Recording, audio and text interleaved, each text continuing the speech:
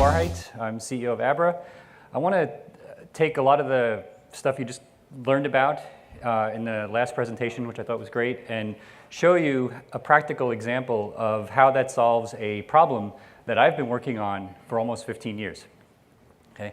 I'm going to put this in the context of a whole bunch of applications that you know, and then some applications you don't know, and then hopefully show you something that maybe it'll blow your mind, but if it gets you really excited, that'll be a good outcome. All right, so this is what you know. There's going to be billions of smartphones out there. Basically, it's a portable PC. From my perspective, what's really important is always-on connectivity, portable hard disk. Right? We don't talk much about that, but you have a storage mechanism that you can take with you. And as I said, always on. Now, we know, obviously, that there are examples of applications that can achieve viral scale already. Right? I'm going to focus on messaging here, but there are other examples. A few things that are interesting here is that there are a couple of these apps like WhatsApp and Facebook Messenger that have managed to get, and Skype to a certain degree, global scale or usage across a lot of different countries. But then there's several versions of different apps that have managed to only get traction in individual countries, right? WeChat is 95+% used in China, and there are other examples here which I won't bore you with. But the other interesting phenomenon about these apps is that, particularly with the millennial crowd, most of them are using multiple instances of these, right? There's very few kids, mine included, that use just one messaging app. I know I have 5 on my phone, not just because I'm in the space, but because I actively use them. And I think that a similar thing is going to happen in payments. So we're at this point in 2016 where you can easily send a message, right? If you don't know what app they're using, just install them all, and you're going to find the person you're trying to reach via some messaging app somehow, some way, right? You start with Facebook and you kind of work your way down from there, right? But if I gave you a phone number of somebody in Italy and I said, get that person 100 euros right now, 95% of you couldn't do it. That's unbelievable to me in 2016, right? So why can't we do with money what we can clearly do with messaging apps? So in my world, and my world being particularly Bitcoin, blockchain stuff, but also payments, we have a tendency to pick on banks and also governments. But we'll leave them aside for a second, and for a moment we'll pick on wireless carriers instead. So there are hundreds of wireless carrier-driven mobile money deployments trying to solve this kind of P2P payment problem all over the world. And I am sorry to say that with the exception of maybe 5, it has been an adjunct failure. Okay? They have spent billions of dollars, certainly hundreds of millions, but by my calculations, billions of dollars, trying to get mobile money to work, not even at global scale, usually at local scale, and have been unable to do it. Now, there are some exceptions, and I'm going to talk to you about some exceptions in a minute, but I actually claim that, by and large, they're not actually solving a very big problem with the approach that they're taking, right? Global money transfer is a $600 billion problem, right? Generates upwards of $70 billion in fees via just money transfer fees, foreign exchange fees, et cetera, et cetera. And that dwarfs what's going on in most domestic markets that these wireless carriers are trying to serve. Now, as I said, there are some exceptions. Now, with the exception of M-Pesa on the lower right, which serves primarily Kenya but has some deployments in other markets, the other services are non-carrier driven, right? Which I actually claim is one of the reasons why they've been successful, right? Not to pick on them, but the biggest problem with most wireless carriers doing mobile money is that they're not monopolies, with one exception, right? And so if you can't send money from carrier X to carrier Y in the same country, you're not going to use the service, especially if you don't know which carrier your friend is using. And I would venture to guess that most of you don't know which carrier your friends are using. But if you're an American and you're under 40, you have Venmo on your phone, by and large now, okay? Especially in cities, right? And if you're in China, right, then you have a bank account. I guarantee you have WeChat and WePay on your phone. They have hundreds of millions of users now, right? And in India, Paytm is growing like a weed, and they have done a phenomenal job of building that domestic use case. But again, I want to come back to the problem that I talked about before, which is I want to send that 100 euros to somebody in Italy, 100 pesos to somebody in Mexico, makes no difference. The problem is the same. Okay? I know somebody's phone number. I want to be able to send them money from my smartphone anywhere, anytime, and not have to worry about fees. I want to do with my phone exactly what I do with messaging, but with money instead. How can that possibly work? Okay? So after over a decade, I believe that we have solved that problem. So I want to talk to you about a solution to that problem. I'm going to give you a quick demonstration, and then more importantly, I'm going to show you how it works. Okay, behind the scenes, what's going on, which normally I don't talk about. So I'm going to show you an application called Abra that allows you for the first time to store real money on a smartphone with no bank. And that's counterintuitive, because when you're looking at your PayPal balance on a screen, that's backed up by cash in a vault, right? Or Venmo, backed up by cash in a vault. All the other services I showed you, as a matter of fact. This is not backed up by cash in a vault. And I'm going to explain to you why you can see $1 on a screen and still be confident that you have $1 even though there's no cash in a vault, okay? And how you can use that money to move that money between any two phone numbers in the world. Okay, so what the app is doing is it basically stores digital cash, whatever that means, and I'll explain what that means soon, as fiat, which is our industry term for real money, or government-issued money, I should say, because we can debate whether that's real money, on a smartphone, okay? And a consumer can send or receive that digital cash peer-to-peer to any phone number in the world, right?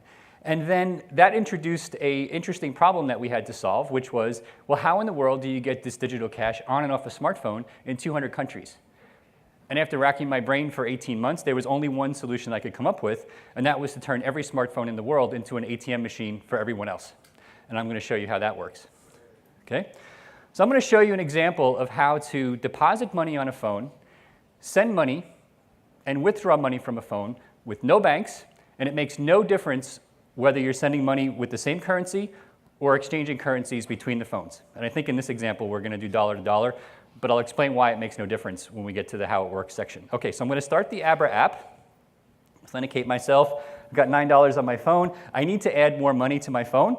So I'm going to click on that Add Cash button, and I'm going to try to find an Abra teller. An Abra teller is basically going to sell me digital currency in exchange for paper cash to get it on my phone in markets where people don't have bank accounts.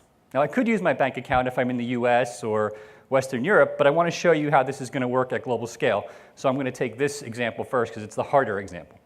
Okay? So now I click on Find a Teller. I see a list of tellers in my area. I can scroll down. I find somebody. I see their fees, what they charge. I can see their star rating. I can call them. I can chat with them. When we meet, that user starts their Abra app, and they now basically can sell digital currency to me in exchange for cash.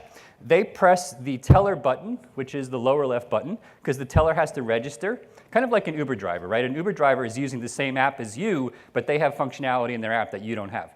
So I start this teller function, and in this particular case, I'm going to process a deposit, which in math terms means I'm selling digital currency to the consumer. And it reminds me what to do. I tell the consumer to press the picture of their face on the screen, so it brings up this little QR code. I take a picture of the QR code. The phones are now synced, so I can't make any typing mistakes, which would be bad, right?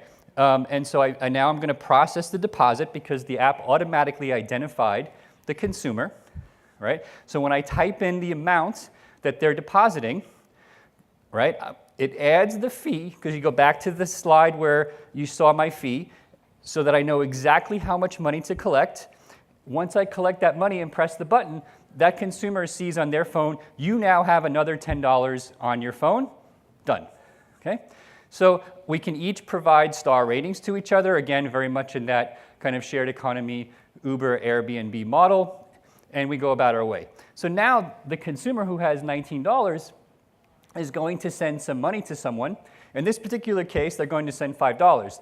Now, in the example, I'm showing you a dollar-to-dollar transfer, and in a few minutes, as I said, you'll see why it makes no difference whether I was sending dollars or pesos or renminbi or some other currency. okay, which is one of the key breakthroughs here for what's going on. Immediately, the money gets sent, and again, this is the proverbial tin cups with the string. That was a peer-to-peer transfer. There was no financial intermediary, and my balance has gone down. And now I'm going to show you an example of how to withdraw cash. So I press the withdraw button. I'm doing the inverse of what I did before. Instead of buying digital currency, I'm actually going to sell it back and get some cash off of my phone. So I'm going to go a little quicker through this since you've already seen it. I'm going to find the teller again. There he is. And now the teller is going to process a withdrawal instead of a deposit, right? Again, we sync the phones by taking the picture of the QR code, type in the amount that we're going to withdraw, in this case $10, and the person is actually going to receive 9 in cash because my fee was $1 as the teller. If I wanted, let's say, exactly 10, I could have typed in 11 if the fee was $1, right? I can't simply reach into your phone and pull the digital cash out. That would be really bad. So the consumer has to approve the transaction. But again, I know who the consumer is. I synced my phone when I was standing next to them. So the consumer quickly presses approve and tells the network, yes, I got the cash. No, I didn't get the cash means, hey, send an alert to somebody. You know, bad things happen sometimes. But by and large, this has been working really well. So now I can give the same star rating as before. And I've done a deposit, send, and withdrawal, again, with no banks whatsoever. So how does this work? So what Abra has basically done is figure out for the first time how to enable the peer-to-peer sending and storage of digital cash in a way that uses this underlying really cool Bitcoin blockchain tech in a way that completely hides the existence of the technology to the consumer. Now, in my world, Bitcoin is really good. Okay, we're not afraid of the word.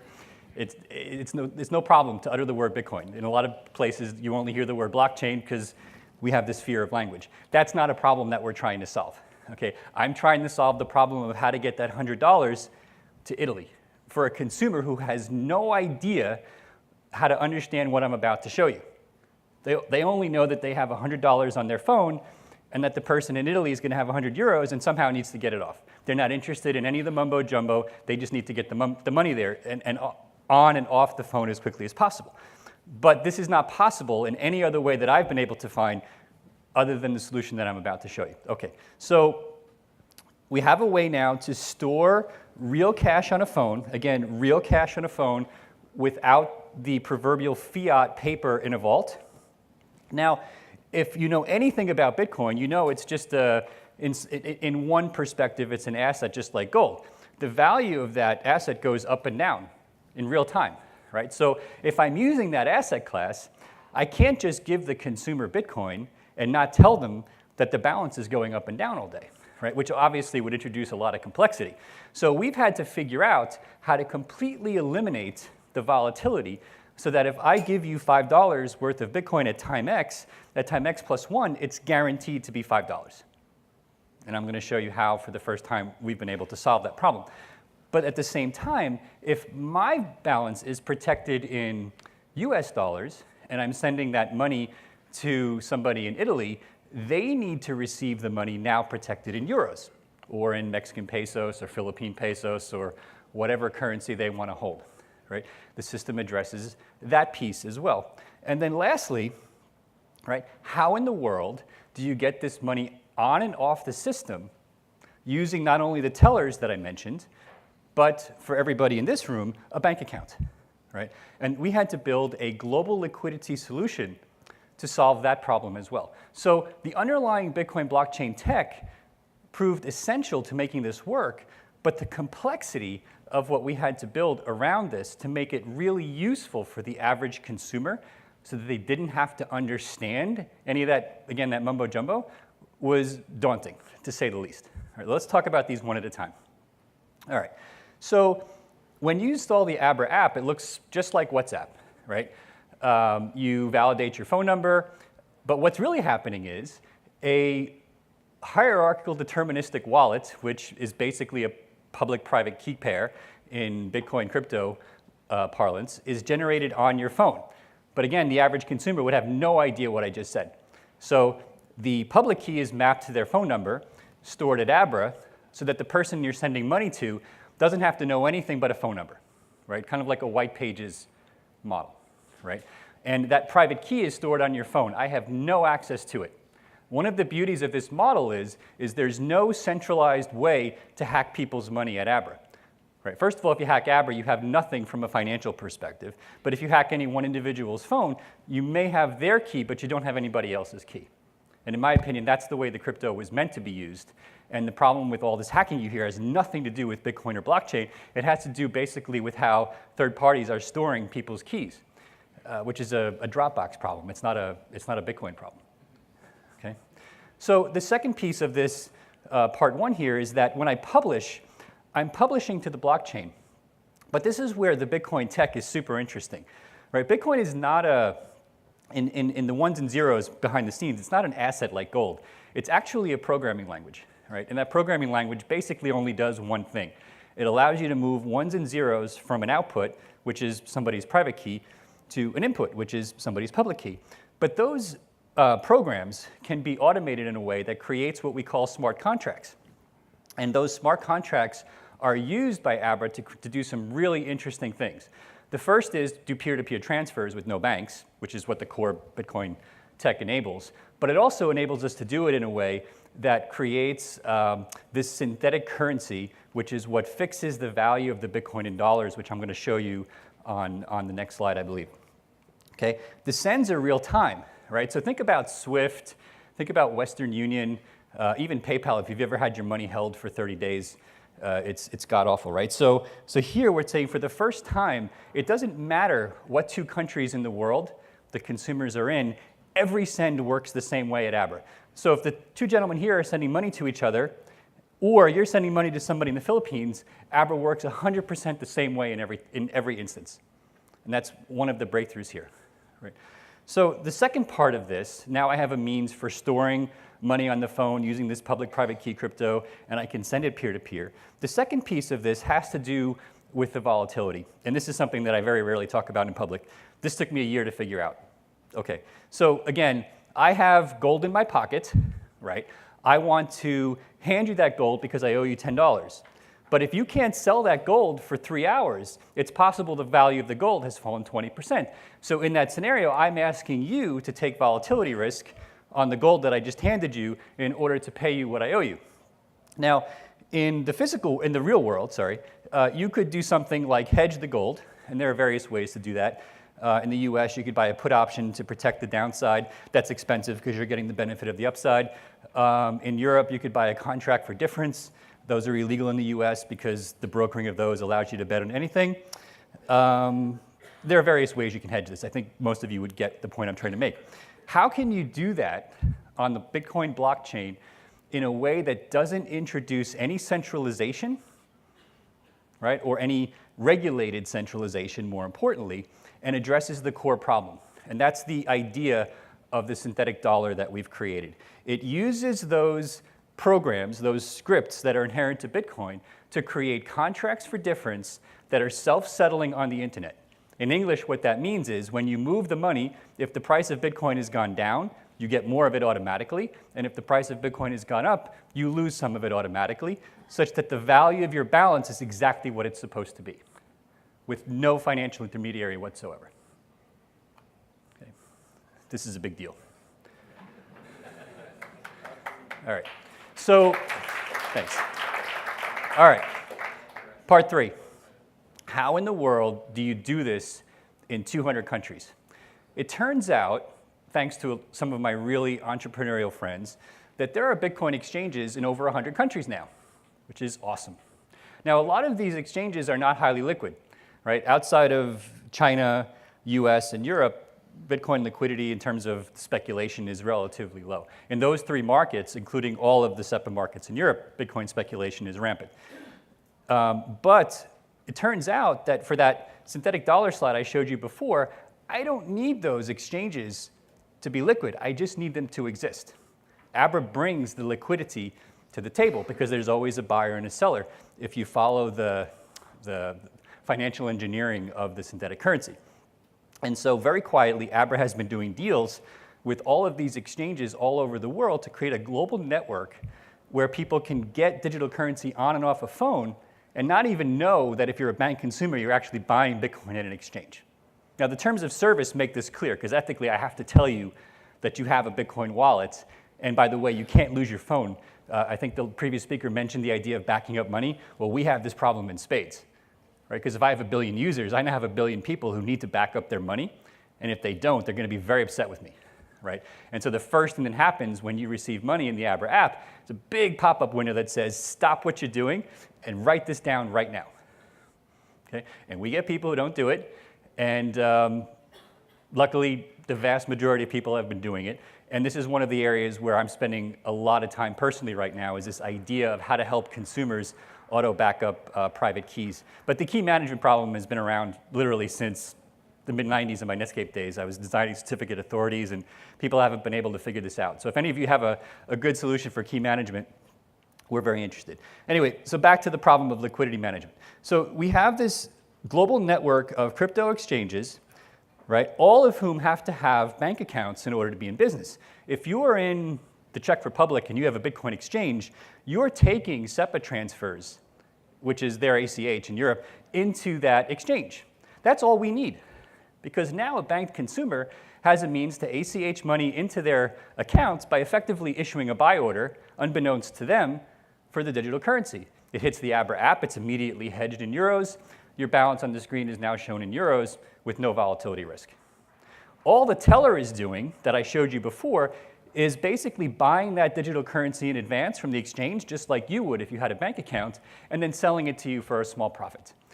And if you know anything about the wireless airtime market, you know that outside of the US, where we have established credit markets, this is the way airtime sales works in like 190 countries.